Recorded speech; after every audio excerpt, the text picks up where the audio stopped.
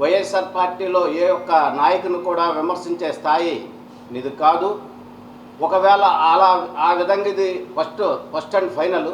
రెండోసారి కానీ విమర్శించే పరిస్థితి కానీ ఏమాత్రం కానీ వచ్చినా సరే నువ్వు వీధి నాటకాలు వేసుకునేటప్పుడు నీ ఉనికిని చాటుకోవాలనుకుంటే బాగా యాక్ట్ చేయి, అందరి మన్నలను పొందు.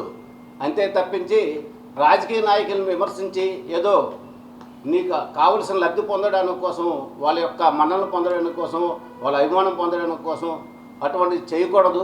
నీకు జన్మనిచ్చిన తల్లిదండ్రులకు కూడా చింతించవలసిన పరిస్థితిగా నువ్వు బిహేవ్ చేస్తున్నావు. అది చాలా తప్పు. మేము ఇందు మూలంగా ఖండించింది.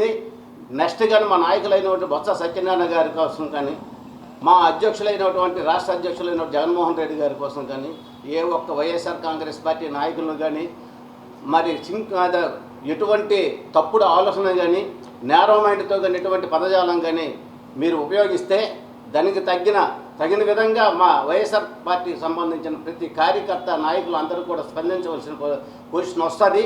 దానికి తగిన మూల్యం కూడా మీరు మీ అభిమానులు కూడా మీ బ్యాక్గ్రౌండ్ ఉండి అనిపించుతున్నటువంటి క్యాడర్ కూడా అందరూ కూడా మరి ఇది మూల్యం చెల్లించుకోవాల్సిన పరిస్థితి వస్తుంది. ఇది మంచి పరిస్థితులు, మంచి పరిణామం ఇది కాదు. ఆరోగ్యకరమైన వాతావరణంలో రాజకీయం అనేది చేసుకోవచ్చు. ఏ ప్రొఫెషన్ కానివ్వండి, ఆ ప్రొఫెషన్లో మన నైతిక విలువలు కోల్పోకుండా ముందుకెళ్ళాలి, మన అభివృద్ధి చెందాలి అని అనుకోవాలి తప్పించి ఏదో ఒక స్థాయి ఉన్న మా వ్యక్తుల్ని మనం విమర్శించేసి ఏదో ఒక స్థాయికి వెళ్ళిపోతామనే అటువంటి ఆలోచన ఎవరికి ఉన్నా సరే ఇది మంచిది కాదు, కరెక్ట్ కాదు. మరి ఇటువంటిది రెండోసారి పునరావృతం అయితే దానికి తగిన మూల్యం ఇందు మూలంగా చెల్లించుకోవాల్సి వస్తుందని హెచ్చరిస్తూ